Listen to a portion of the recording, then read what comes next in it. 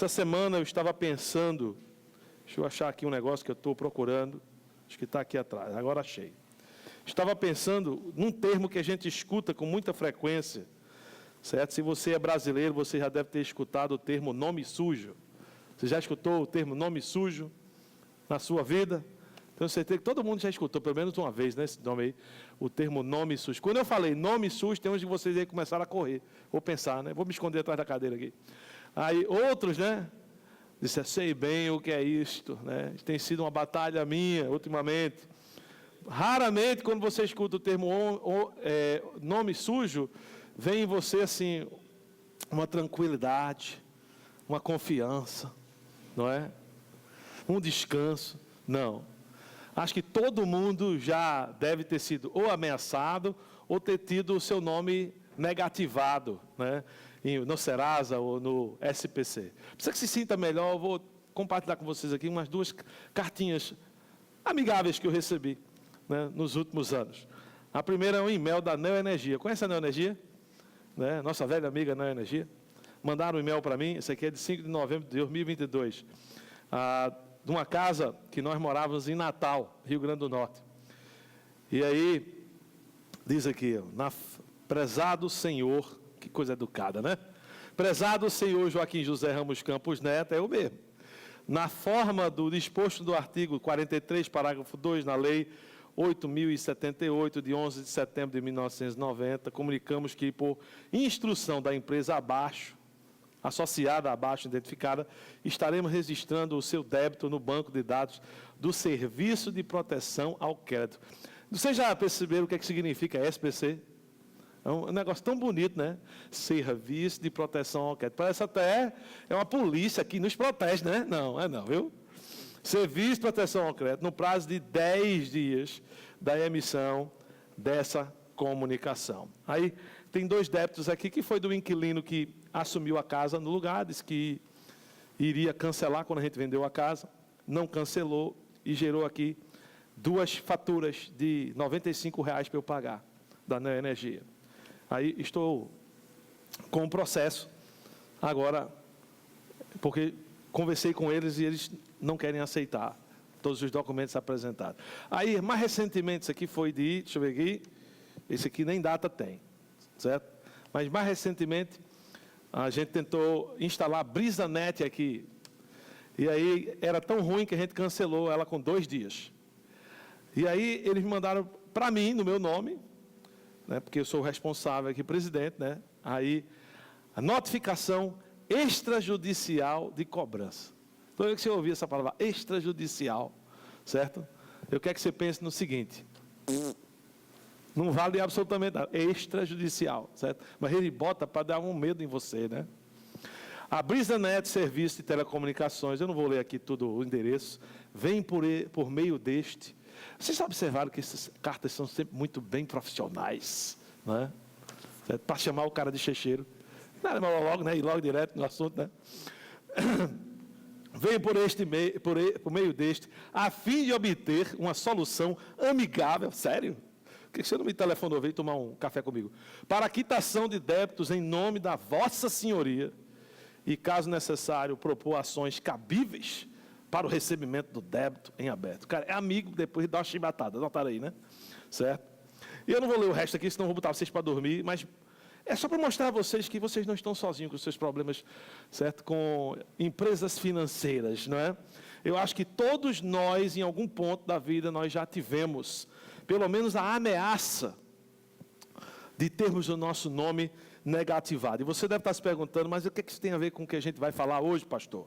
E a gente vai continuar, né, a nossa série intitulada Até o Fim, na 2ª carta de Paulo a Timóteo. E hoje a gente vai dar uma olhada nesses 3 versículos do 1º capítulo, onde Paulo ele orienta o seu filho na fé, Timóteo, a cumprir com as suas responsabilidades relacionadas à missão de Deus dada a ele. Veja só o que ele diz lá, eu vou repetir de novo com vocês, agora eu vou ler da NVI. Lemos na Almeida, né, edição contemporânea, a gente vai ver agora na NVI, que é a Nova Versão Internacional. Siga o modelo da sã doutrina que você ouviu de mim, com fé e amor em Cristo Jesus. Quanto ao que foi confiado a você, guarde-o por meio do Espírito Santo que habita em nós. Você sabe que todos os da província da Ásia me abandonaram, entre os quais estão Fígelo e Hermógenes. Aqui há 3 comandos deixados por Paulo a Timóteo. O primeiro é seguir o modelo. O segundo é, proteger a mensagem confiada a Timóteo. E o terceiro é cuidar para que Timóteo não acabasse abandonando a missão, como aconteceu com Fígelo e Hermógenes. Aí eu percebi, S, seguir, P, proteger, C, cuidar, SPC. Certo? Então até Deus tem um SPC. Tá? E não sei se você sabe, mas o temeroso e famoso SPC, Serviço de Proteção ao Crédito, né, foi fundado em 1955. Você sabe qual foi o propósito do SPC? O SPC é um serviço de o quê? Informações de crédito. Eles pegam as informações de pessoas que estão adimplentes e inadimplentes para comunicar a empresas que são associadas a ele quem tem um crédito bom ou um crédito ruim. Porque se você tiver um crédito bom, você talvez até conseguir, com a renda necessária, né, uma prestação de um carro, certo? Comprar uma casa, certo? Financiada. Mas quando a questão é também as nossas responsabilidades espirituais, tá? Nós abrimos aqui, nessa sessão, em 2 Timóteo 1, 13 a 15, que percebemos que Deus também tem o seu SPC. Siga, proteja, cuide.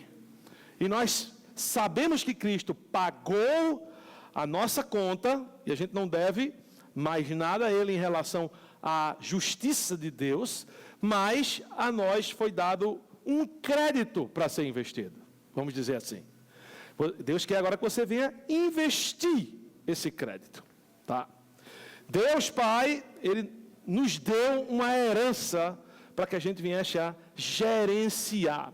E para que você gerencie essa herança adequadamente, biblicamente, é necessário que você faça escolhas de bom investimento dessa herança. Então, Deus não nos salvou para a gente ficar deitado numa cama onde tem dinheiro embaixo.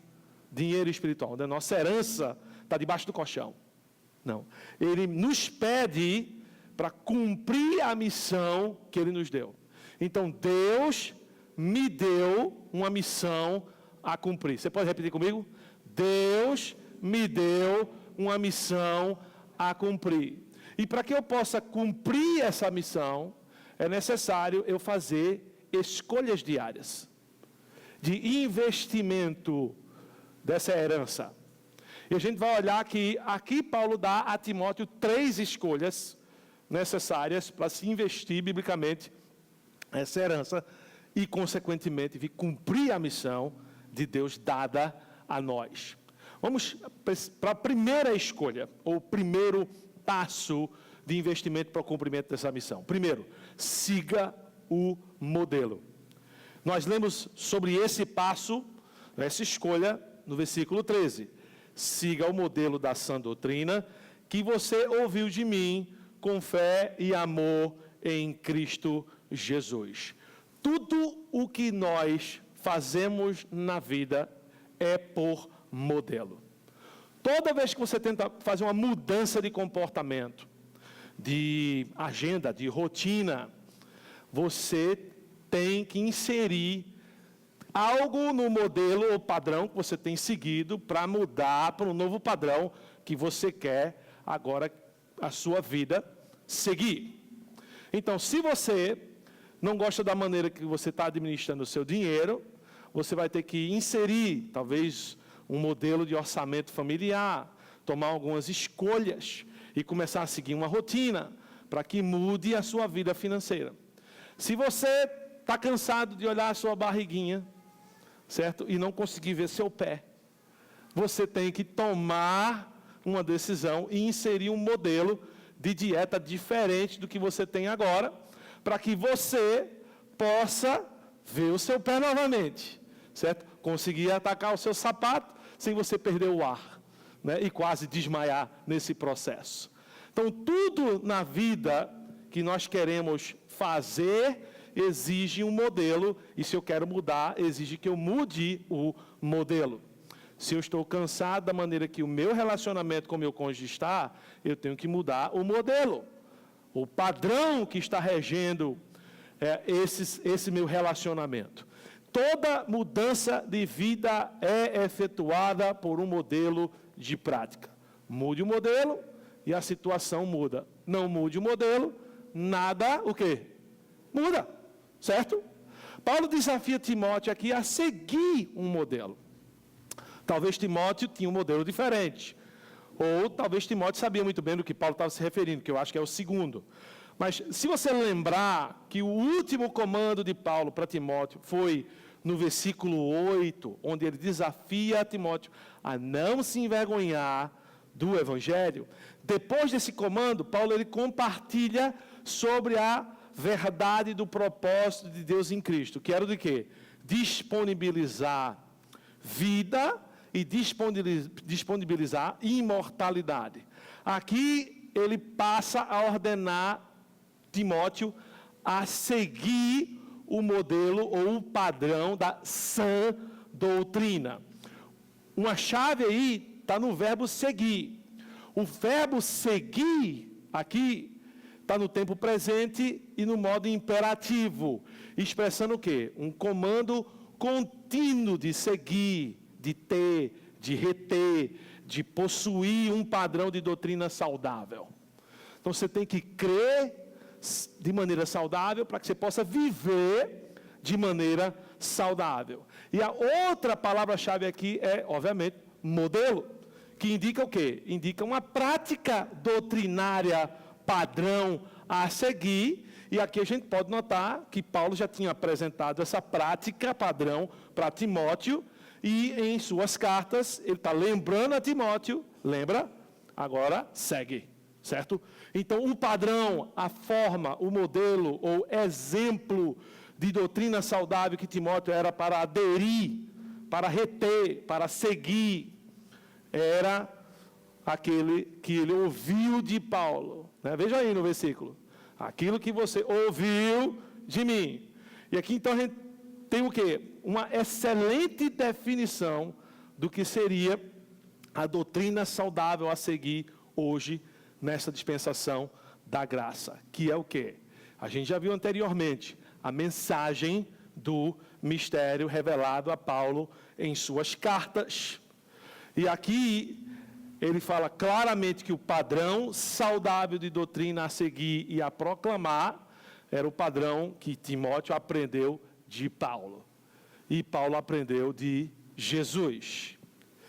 Além de termos a mensagem de Paulo como padrão aqui a seguir, nós somos desafiados a seguir esse modelo de uma certa esfera. E aí ele fala o quê? Na fé e amor em Cristo Jesus. A preposição aqui, na, indica que o nosso ministério, ou modelo de crença a seguir, é para ser exercitado na esfera do quê? Do amor e fé de Cristo. E a palavra fé, no original, ela pode significar fé, ou ela pode significar fidelidade. O que é que define como você vai traduzir ela é o contexto. E eu creio que o contexto aqui, ele está muito mais para a fidelidade do que fé. Então, eu creio que Paulo está dizendo a todos nós, reter, seguir o conteúdo do mistério revelado a ele, e fazer isso na fidelidade e amor de Cristo. Seguir aí? É mais ou menos onde ele quer chegar com isso. Agora, como é que você tem se saído nesse passo de seguir o modelo de Paulo? Você conhece o conteúdo do mistério revelado a Paulo para que você possa até seguir o modelo deixado por ele? Se você conhece qualquer parte da mensagem revelada a Paulo, deixada em suas cartas, você tem, de maneira intencional e consistentemente, fielmente e amorosamente compartilhado dela? Essa é a grande questão aqui para nós hoje de aplicação. Eu estava nessa quinta-feira, no GV de Homens, e nós estávamos conversando sobre pessoas que acreditam tanto no sistema onde eles estão inseridos, que querem convencer a outros de participarem desse sistema. E a gente começou a conversar, né, como as pessoas, elas são enganadas, porque aquele sistema ali é o que dá a elas senso de valor e vida, e aí elas querem recrutar outras pessoas para ficarem naquele sistema horrível com elas. Então, uma certa validação que eu estou no lugar certo, apesar de eu não estar me sentindo melhor. E aí a gente até brincou, né? Que, por exemplo, quem já não recebeu uma ligação ou mensagem de um amigo que trabalha na Herbalife ou na Rinode, aonde começa assim: cara, eu tenho uma proposta para você que vai encher seu bolso de dinheiro. Quem já não recebeu uma ligação dessa? Não é? Aí quando você vai saber, é o quê? É um sistema de pirâmide, que só quem faz dinheiro é quem? Quem está lá no topo, certo? Mas a pessoa, ela está tão convencida que aquele sistema é a resposta, que ela quer convencer a todo mundo de vir fazer parte desse sistema. E a gente ri um pouco dessas pessoas, ou talvez você já participou desse sistema, mas nós literalmente temos a chave da saúde mental, emocional, espiritual das pessoas, e a gente não proclama ela. Nós não seguimos o modelo. Você e eu temos o modelo e conhecemos a verdade que transforma. A gente reivindica não só conhecer essa doutrina saudável, como também, às vezes, nós reivindicamos, estamos expressando ela em nossa vida. Então, se isso é verdade, já passou da hora de você fazer o quê? Cumprir a missão de Deus dada a você. Siga o modelo de transformação dado a nós pelo apóstolo Paulo. É urgente, é necessário para a sua vida e para a vida das outras pessoas ao seu redor. Essa é a primeira escolha diária que a gente vê aqui, que é necessária para eu cumprir a missão de Deus dada a mim. Há uma segunda escolha dada aqui a nós, e que além de você seguir o modelo, Paulo fala para Timóteo e para mim que para cumprir nossa missão é necessário que você proteja a verdade. Proteja a verdade. Nós lemos sobre proteger a verdade no versículo 14. Lá diz: guarda, eu estou lendo aquela aqui, da Almeida, edição contemporânea, tá? Guarda o bom depósito mediante o Espírito Santo que habita em nós. Guarda o depósito mediante o Espírito Santo que habita em nós. Eu tive que fazer uma viagem a Petrolândia. Alguém já foi aqui em Petrolândia? Uma pessoa foi a Petrolândia. No mínimo, ele trabalha em transporte, né? Só. A única razão que você vai em Petrolândia é você tem família lá, ou você trabalha com transporte de carga. Não tem outra maneira de você parar em Petrolândia, certo? Petrolândia, eu fui pela primeira vez. Eu achei uma cidade muito interessante. Toda arrumadinha, organizadazinha, certo? Eu achei linda a orla na beira do rio São Francisco.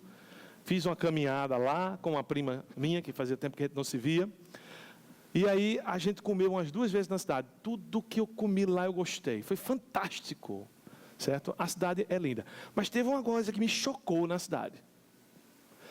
Eu vi para lá de 1000 motos na cidade. Mas é muita moto.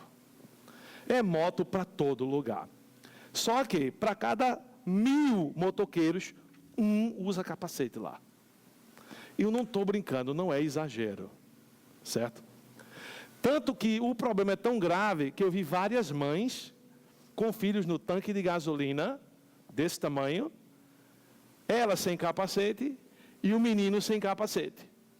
E eu fiquei assim, em estado de choque. Eu digo, esse povo é louco. Né? Porque, por exemplo, Não é necessário você bater em algum lugar para você cair de uma moto, é?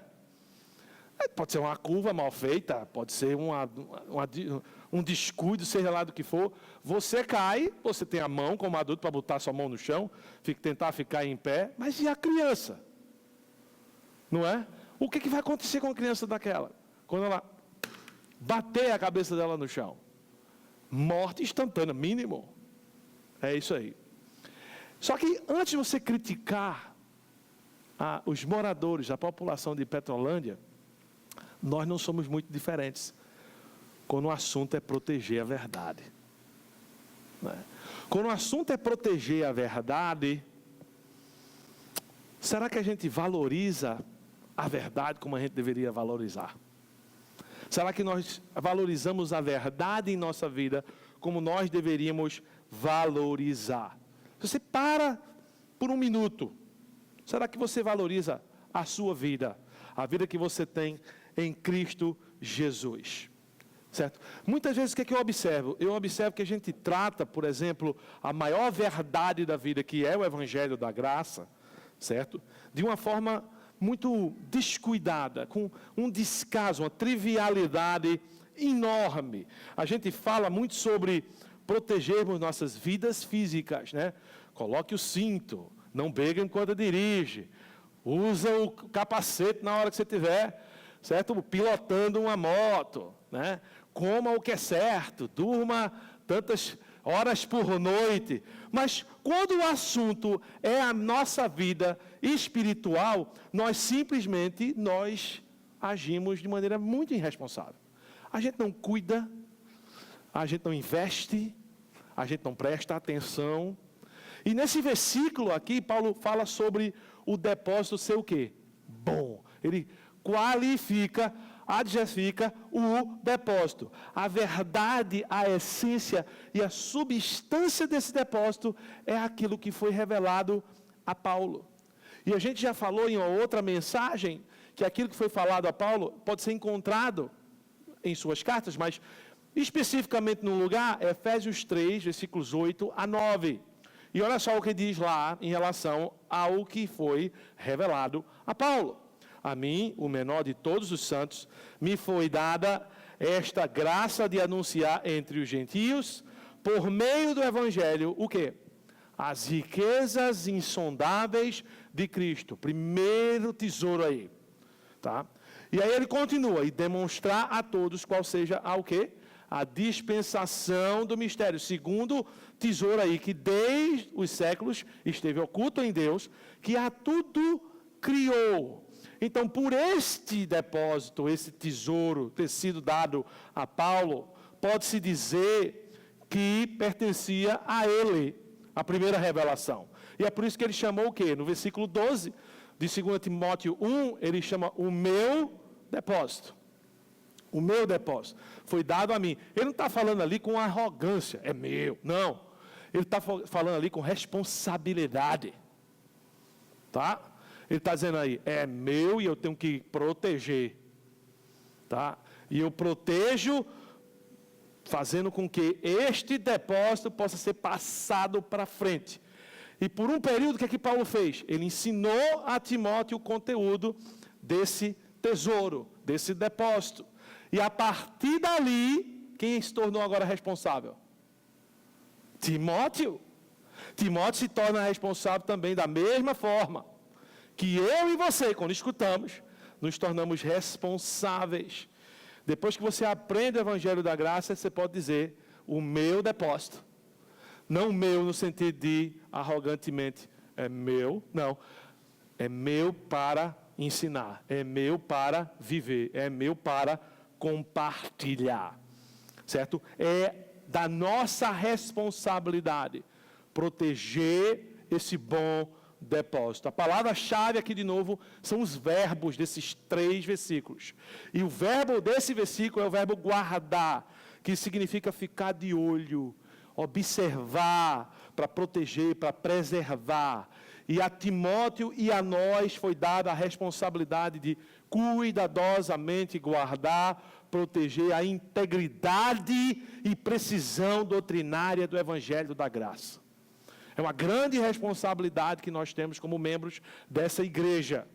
E um dos perigos que constantemente ameaçava o ministério de Paulo era o abandono dessa mensagem. Ele chama de apostasia. Se você não sabia o que significava a palavra apostasia, né? O apostatou da fé é abandonar a fé. Beleza? E esse evangelho da graça constantemente era atacado nessas igrejas que ele ia plantando para que as pessoas viessem abandonar ou até mesmo trocá-lo por falsas doutrinas que atacavam esse evangelho dentro das igrejas. Veja o alerta que ele faz aqui em uma de suas igrejas, na segunda carta que ele escreve aos Coríntios, no capítulo 11, versículo 3 e 4. Vê só o que ele diz lá. Temo, porém, que assim como a serpente enganou a Eva com a sua astúcia, assim também sejam de alguma sorte corrompida a vossa mente, e se apartem da simplicidade que há em Cristo. Preste bem atenção nesse termo, nessa frase. A simplicidade que há em Cristo. O evangelho, ele é simples. Então, aqui vai uma dica muito importante para vocês. Se alguém diz que vocês têm que pular, virar, se arrastar, espiritualmente, isso não é o evangelho. É uma dica aí já. Isso não é o evangelho. Isso é uma distorção do evangelho. E aí ele continua falando, versículo 4. Pois se alguém for pregar-vos outro Jesus, eita, é interessante como é que ele coloca aqui, que nós não temos pregado, ou seja, você pode mencionar o nome de Jesus em uma doutrina, e ela não ser o quê? Bíblica. Não é? Então, eu escuto muito das pessoas, o importante é que estão pregando Jesus. Epa! Epa! Não! Que Jesus estão pregando? Não é? É muito importante que Jesus, aí ele continua aqui. Ou se recebeis outro Espírito que não recebeste. Qual foi o Espírito que a gente recebeu? O Espírito Santo. Então, se o cara chega lá e diz, Caia, venha, meu filho, você já tem tudo que você precisa em Jesus. Então, se recebeste outro Espírito, e ele bota Espírito aí com E minúsculo, que é Espírito de porco, certo? Ele está querendo dizer aqui que o Espírito de Deus não é. Ou outro evangelho que não abraçastes, de boa mente o suportais.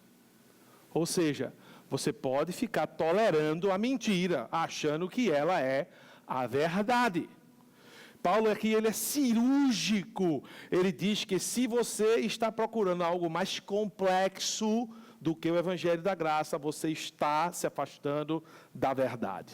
E se você está confortável em ouvir, receber, abraçar outro ensinamento que não seja de origem do Evangelho da Graça, você está corrompendo, sabendo, sua mente. Então, Paulo não deixou aqui espaço nenhum para qualquer tipo de concessão em desvios ao evangelho revelado a ele, porque ele sabia que concessão gera mais concessões. Então, Paulo, ele leva isso aqui tão a sério que comanda Timóteo a proteger esse depósito mediante o Espírito Santo que habita em nós. Observe, o primeiro de tudo aqui é que Paulo lembra aonde o Espírito Santo está. Onde é que ele está? Ele está numa igreja? Ele está num líder? Não. Ele está num culto do fogo? Não. Ele está onde? Em nós. Ele está em nós. Em nós você em casa, em nós você no trabalho, em nós você num círculo de amigo, em nós jogando bola. Não é? Então cuidado com o que vai falar. Em nós cozinhando, em nós criando menino, em nós se relacionando com marido e mulher. Ele está em nós. Ele não está num lugar feito por mãos humanas. Então, o Espírito Santo, ele derrama a sua influência sobre o espírito humano do crente de acordo com a nossa cooperação. Ele vai nos influenciando à medida que a gente vai deixando. Então, à medida que eu me entrego à influência do Espírito através da verdade, do Evangelho da Graça, eu estou pronto para me posicionar com essa verdade. E nós devemos proteger o Evangelho da Graça através da influência do Espírito Santo em nossa mente, em nossas emoções e em nossa vontade, em nossas escolhas. Agora vamos para o último passo. Nós vimos aí 2 passos importantes, escolhas diárias, para que você venha a cumprir a missão que Deus deixou para você. Primeiro foi, siga o modelo. O segundo, proteja a verdade. E o último aqui por Paulo no versículo 15 é, cuide da sua vida. Cuide da sua vida. Eu não estou querendo usar essa frase como popularmente a frase é usada, né?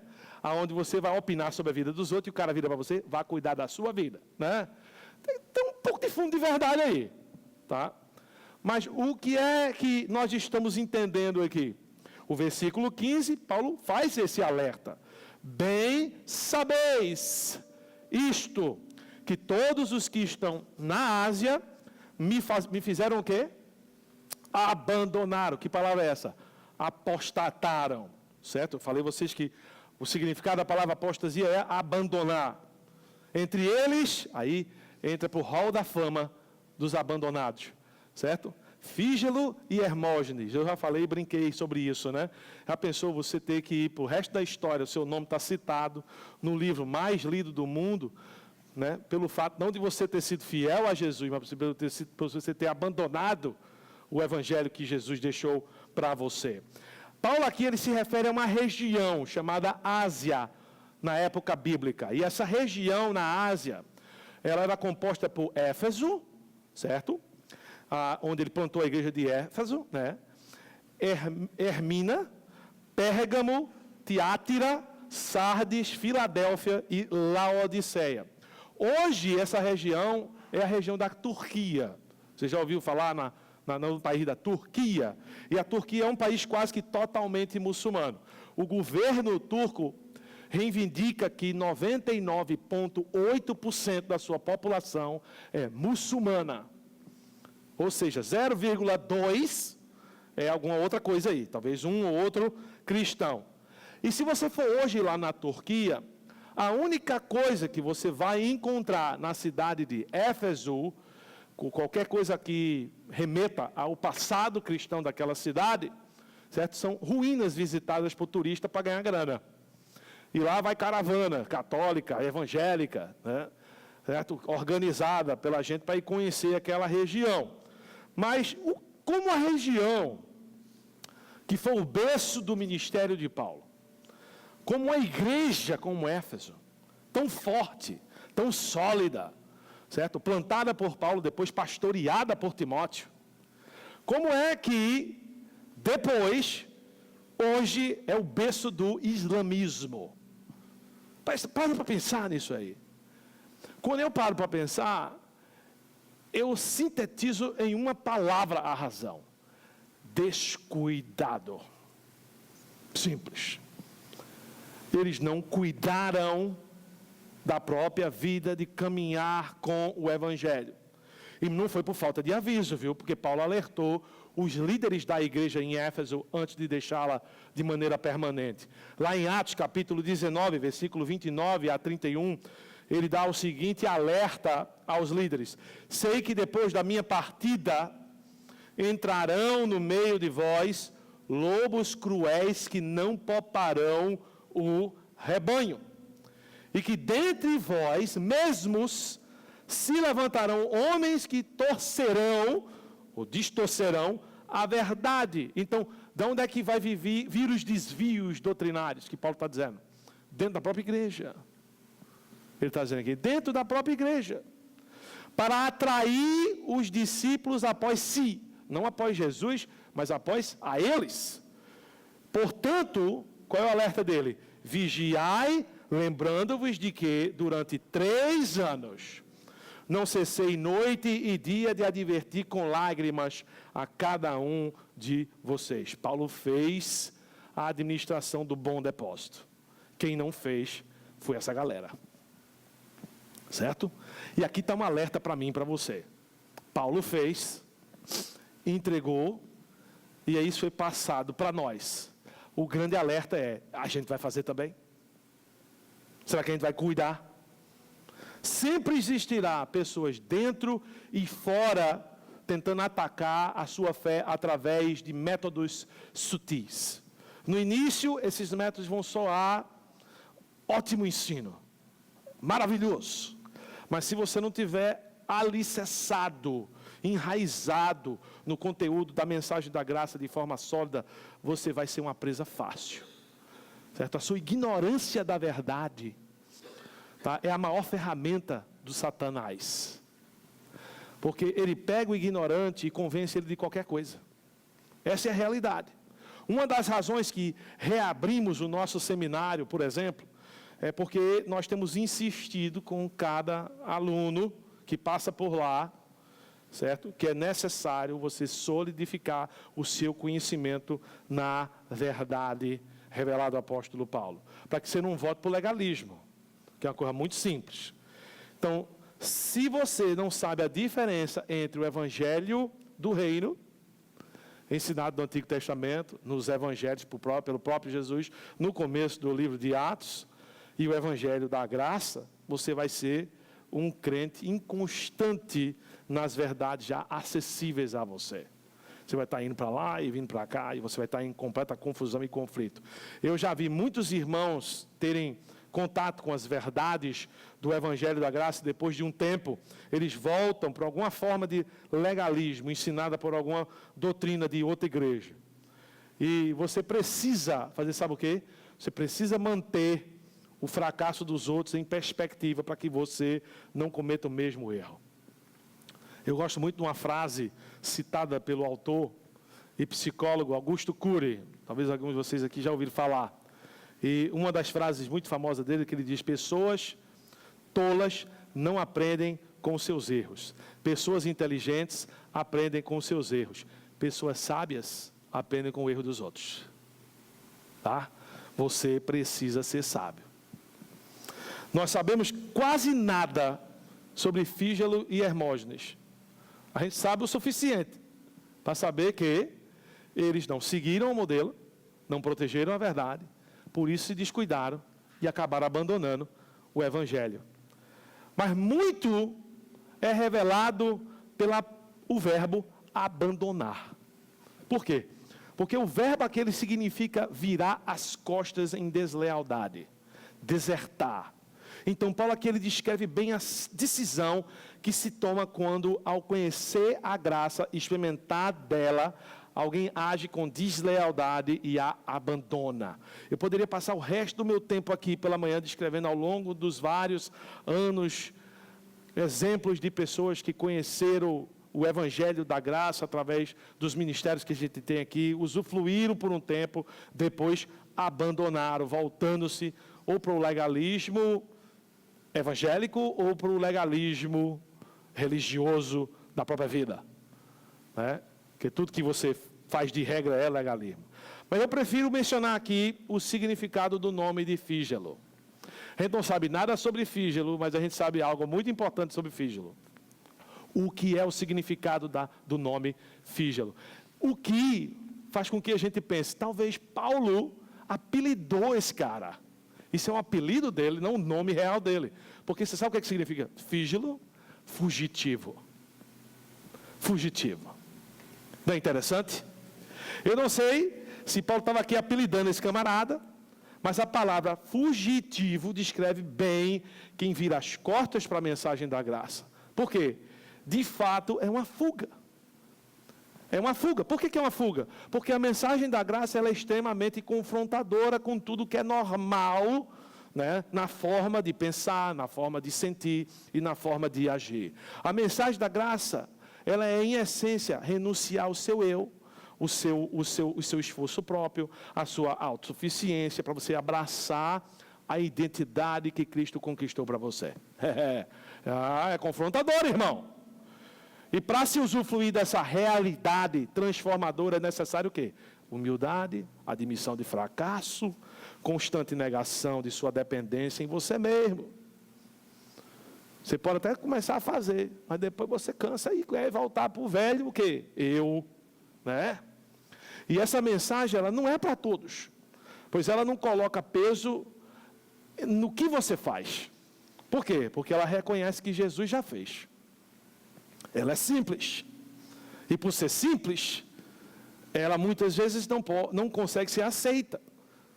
Por quê? Porque ela não exige que você se batize, que você já foi batizado em Cristo Jesus, selado nele, né? Ela não exige que você sirva para agradar a Deus, porque Deus tornou você agradável a Ele na pessoa de Cristo Jesus, pelo que Jesus fez. Você pode agora servir para o quê? Cumprir o seu propósito de nova criatura. É massa. Então, a mensagem, ela desafia as pessoas a liberar outras pessoas e não esperar que essas outras pessoas, nossos relacionamentos terrenos, venham satisfazer as nossas necessidades, pois elas não foram feitas para serem Jesus. Certo? Então, assim, a mensagem da graça é isso. É muito mais do que isso. Mas para que você usufrua dela, você precisa conhecê-la e decidir renunciar o controle que você se acostumou a ter sobre a sua própria vida, que você acha que tem, né? E sobre as pessoas que você está tentando ter. A mensagem da graça é para os fracos. Por quê? Quando sou fraco, é que sou forte. Então, se você chega e diz, eu sou... Não é para você, filho, essa mensagem aqui. Certo? Essa mensagem da graça aqui é para quem já reconheceu. Eu sou um fracasso. E é por isso que muitos fogem dessa mensagem. E voltam para o legalismo. Porque o legalismo promete o quê? Controle na sua vida, controle sobre as pessoas. Dá você um senso de que você é rei do seu pedaço. Então, é muito fácil fugir. Se você veio aqui esperando por uma mensagem de desafio a confiar em seu eu espero ter frustrado você. Eu espero que eu frustrei você. Mas se você veio aqui para conhecer a verdade que liberta, então você veio para o lugar certo. E assim como existe o SPC para avaliar o crédito que você tem na praça e ver se você tem condições de ter acesso a certos luxos, nós temos o nosso SPC. Siga, proteja, cuide. Certo? Essa é a nossa missão.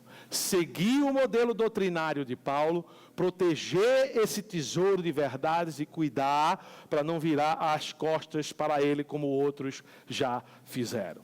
Agora, é necessário um investimento da sua parte. Lembra que eu sempre falo, escolha diariamente, passo diário, é diário. Você precisa investir na sua vida espiritual, no conhecimento dessas verdades. E eu tenho 3 investimentos muito específicos para vocês hoje pela manhã. Primeiro investimento, se você não faz parte de um GV ainda, junte-se a um. Certo? Procure um dos líderes aqui para saber quais os que existem e venham participar. Se você já faz parte de um GV, crie vergonha na cara, leia o seu livro, porque tem muita gente que vem e não lê, certo? Invista na sua vida, esteja pronto para discutir, investir na vida dos outros, caminhe junto, aplique na sua vida. É da sua vida que a gente está falando, campeão. Não é da vida dos outros, não. Segundo investimento específico e desafio que eu tenho para você, tarefinha de casa, certo? Se você não fez as classes 101, 201, 301, 401, na próxima vez que a gente oferecer, faça. Se você não fez, ou se você já fez, pega o material que você fez, revise esse material e veja quais foram as ferramentas que você foi dado, quais foram os desafios que você foram feitos e alinhe a sua vida a esses desafios, essas verdades. Você precisa fazer isso. Muita coisa não é novo conhecimento, muita coisa é só você aplicar o que você já sabe. Essa é a realidade. E por último, Se você é aluno do seminário, não desista. Crescimento exige compromisso e aceitação do desafio. Não há crescimento sem compromisso e aceitação do desafio.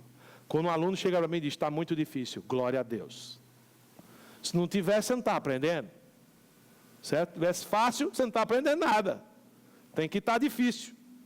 Então, se você ainda não é aluno, não deixe de se matricular. Mas, pastor, eu não quero ser pastor. Não tem problema. Eu não quero ser missionário. Não tem problema. Certo? O importante é que você segue o modelo, proteja a verdade e cuide para não se afastar dela.